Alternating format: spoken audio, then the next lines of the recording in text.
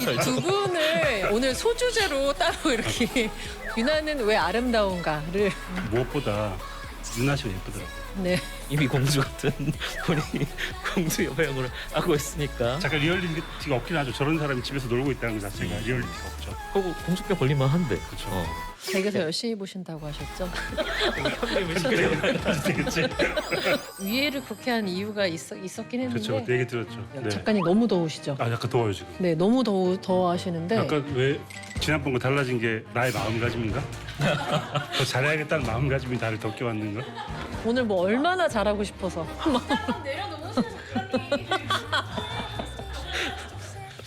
유플러스 TV 시청자를 위한 콘텐츠 가이드 유플 TV 매거진 에디터 박선영입니다. 무비 차원이 다른 콘텐츠 가이드 이제 막 안방극장에 도착한 최신 영화 살펴보는 시간이죠. 오늘도 이분과 함께하겠습니다. 영화 주간지 시내 21의 송경환 편집장님 안녕하세요. 안녕하세요. 신의 11 송경원 편집장입니다. 자 그리고 유플러스 TV 매거진 최초로 두 번이나 뵙게 됐습니다. 네. 반갑습니다. 김주혁 작가님. 네 안녕하십니까. 유사평론가 송경원 평론가님으로부터 사사받은 유사평론가 소설 쓰는 김주혁입니다. 반갑습니다.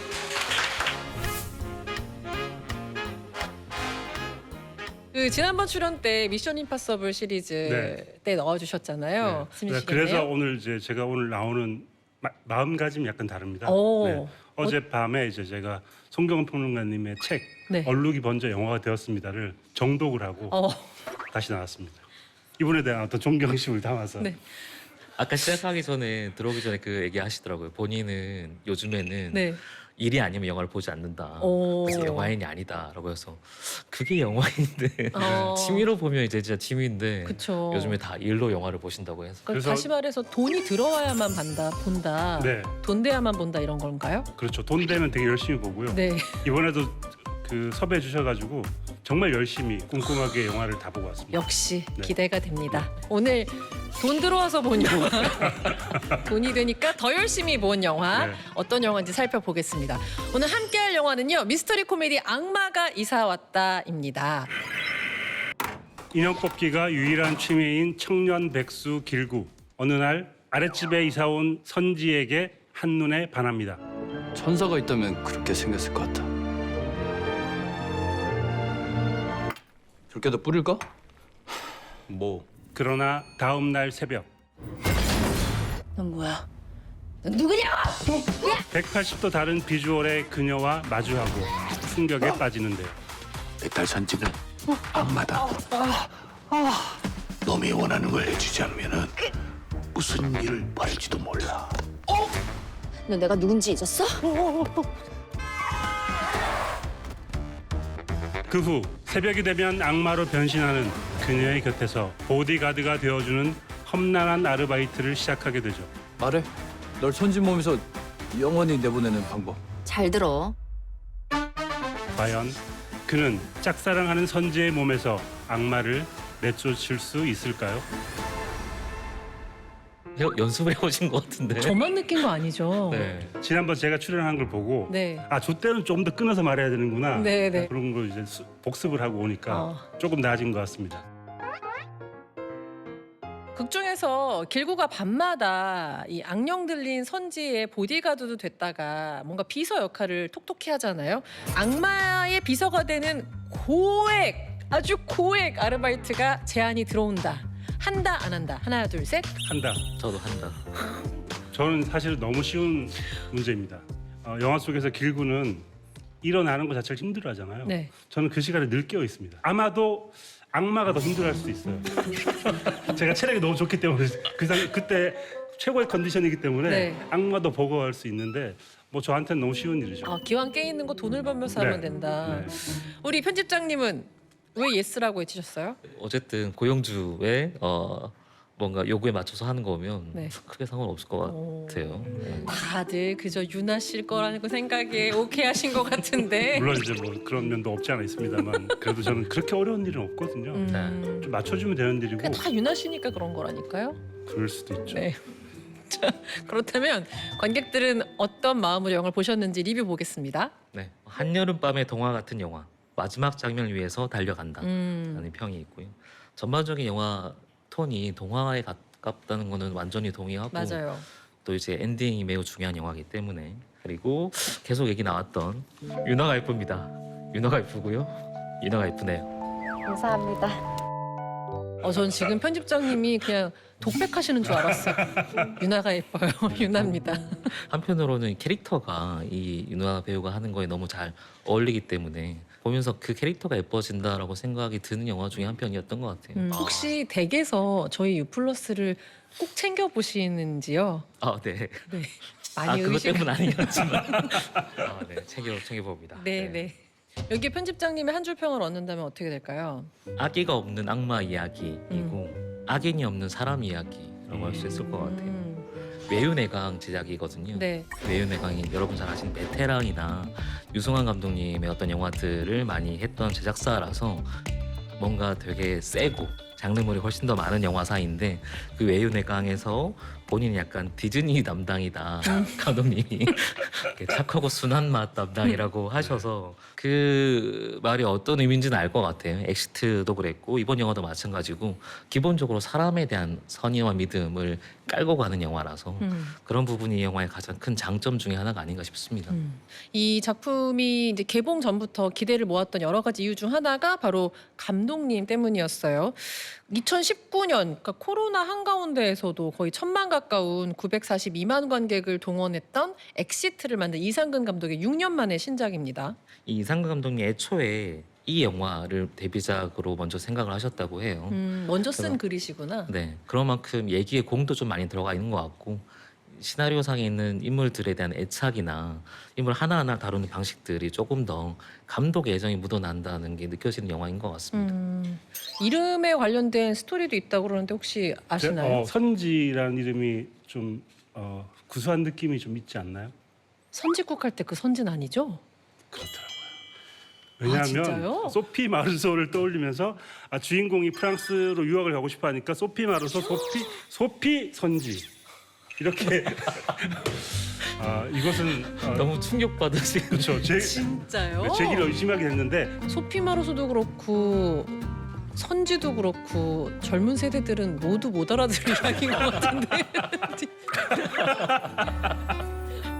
이 선지 역할을 맡은 우리 유나 씨 말 그대로 낮에는 소녀시대인데 밤에는 악마로 변신해서 1인 2역을 연기를 합니다. 외적으로도 그 상반된 모습을 표현하려고 낮에는 긴 생머리에 화이트나 파스텔 톤 의상 아니야 그거 하지 마 아니야 그런 거 하지 마.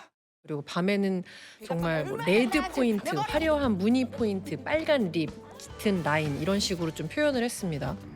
너같이 하등한 인간 따위에게 나의 이뿔과 날개가 보이겠냐? 아? 이거 보여? 보여 이거? 윤하 배우가 가지고 있는 여러 가지 이미지가 있는데 맑고 깨끗한 이미지도 있고 한편 영화에서는 꽤 코믹 연기들을 많이 했고 저렇게 예쁜 사람이 약간 허술하거나 아니면 본인 예쁜 걸 모르거나 이런 분수대기 같은 역할들을 꽤 했거든요. 네, 댁에서 열심히 보신다고 하셨죠? 배우로서 네. 캐릭터를 잘 소화한다. 네, 그럼요. 정도 생각하시면 될 것 같아요. 아름다운 사람을 보고 아름답다고 말하지 못하는 방송이 무슨 의미가 있을까? 왜 갑자기 울컥하신 거예요? 왜 울컥하신 거예요? 댁에서도 아니, 혹시 보고 계신가요? 누가? 갑자기 여기 마음이 가가지고 이렇게 공주에서는 이제 북한에서 내려온 형사 현빈을 네. 짝사랑하는 너무 멋있어 어떡해. 근데 사실 그냥 이미지만 보면 공주병에 걸린 평범한 사람 역할이거든요. 집에서 놀고 먹고 있는. 근데 사실 이미 공주 같은 분이 공주 여배우를 하고 있으니까 잠깐 리얼리티가 없긴 하죠. 저런 사람이 집에서 놀고 있다는 것 자체가 리얼리티가 없죠. 그거 공주병 걸릴만 한데. 그쵸. 두 분을 오늘 소주제로 따로 이렇게 유나는 왜 아름다운가를 이야기하실 수 있는 너무 지금 주거니 돼요? 받거니 너무 좋아 보이세요. 네. 이게 SOS 구조 신호예요. 시작! 엑시트는 조정석 배우가 정말 코미디를 잘하잖아요. 네. 윤아 씨도 잘했지만 약간 받쳐주는 역할이었다면 그때 아마 감독님이 윤아 씨의 재능을 발견하지 않았을까. 우리 둘만 하면 돼. 잡아봐. 저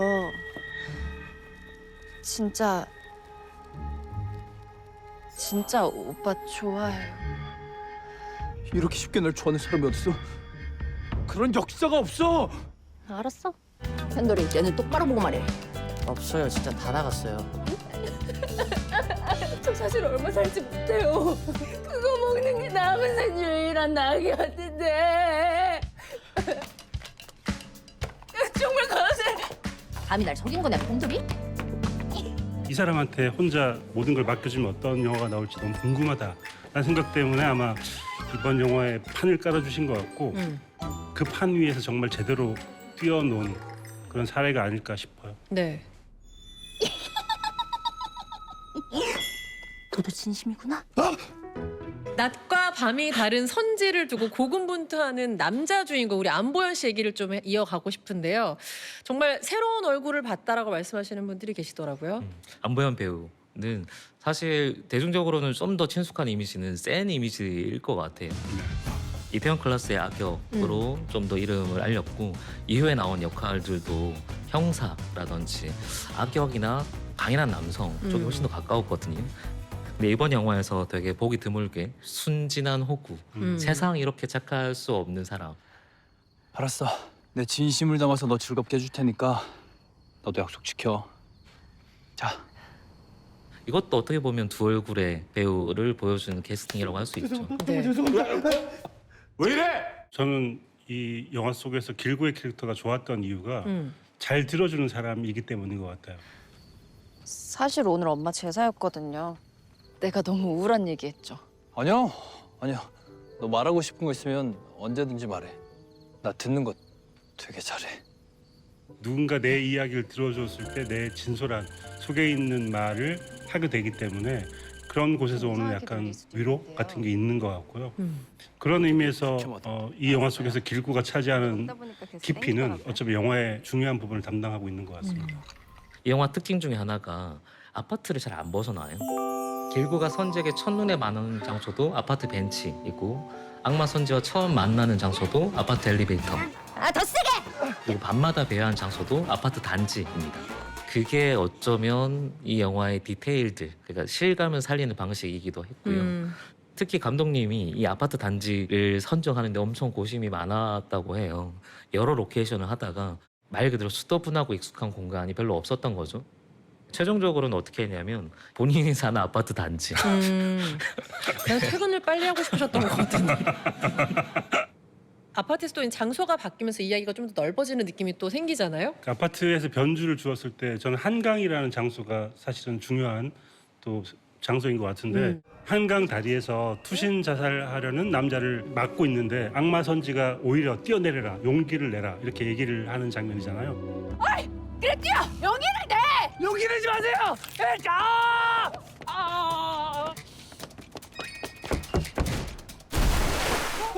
손지야!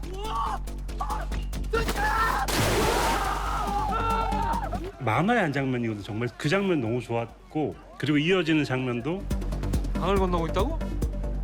아니, 뭔 소리야? 뭔가 약간 꿈에서 본 것 같은 그런 장면이잖아요. 현실을 갑자기 뛰어넘는 그런 장면을 보여주었을 때 쾌감 같은 게 그 장면에 있었던 것 같습니다. 감독님의 고집 중에 하나이기도 했는데요. 그 장면을 실제로 이제 찍어야 돼서 약간의 CG나 특수효과 쓸 수도 있잖아요.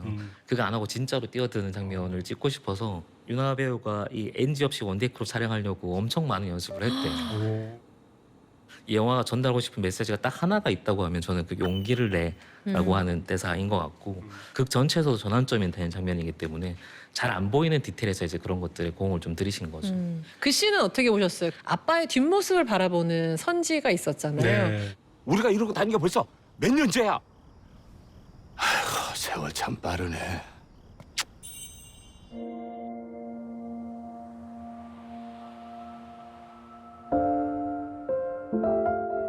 그 씬이 참 이렇게 뭔가 뭉클하게 담아내는 게 있었잖아요. 아빠의 등이라고 하는 그 상징적인 느낌도 있고. 왜 그래? 그동안 고생했어. 보통 착하다고 하면 심심하다고도 할 수 있는데 이 영화는 덜 심심하게 착한 이야기를 잘 구성한 게 아닌가 싶고 사실 그 중심축에는 어떻게 보면 많은 희생을 했을 아빠 캐릭터가 있는 것 같아요. 그러니까 말 그대로 덜 심심하게 보여주고 오히려 풍성하게 보이게 한 게 조연분들의 어떤 활약이 아니었나 싶은데 성동일 씨도 있고 또 여기 주현영 씨가 등장을 하잖아요. 네. 되게 반가운 얼굴이었어요. 조인영 씨 감독님이 워낙에 좋아하시는 그 팬이라고 해요. 내가 알아. 내가 다 알아. 내가 알아. 앞으로 잘 부탁해. 워낙에 이 조인영 배우가 극중에서 외향적이고 솔직하고 직설적으로 나오잖아요. 그게 선지의 철없음과 맞물려서 밉지 않게 보이는 것 같고.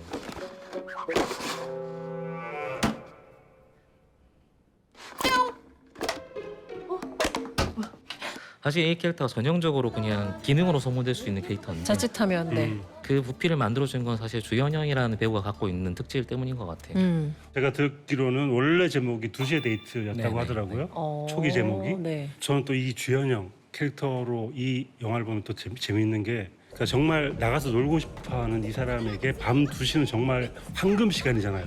그때 정말 많은 일들이 벌어질 수 있는데 늘 돌아와야 돼 집에. 스핀오프를 하자면 이제 주현영의 탈선 이야기가 또 이렇게 하나 더 새로운 시리즈로 나올 수 있을 만큼 다양한 밤 무대 활동을 하지 않았을까. 밤 무대 활동. 그럼 각본집을 하나 쓰셔서 외유내강을 한번 찾아가 보시는 건 어떨까요? 투를 내가 네. 쓰고 싶다. 뭔가 이상은 감독님과 함께 손잡고 네. 악마가 다시 이사 갔다 이렇게. 나한테 절대 복종해. 물론 영원히.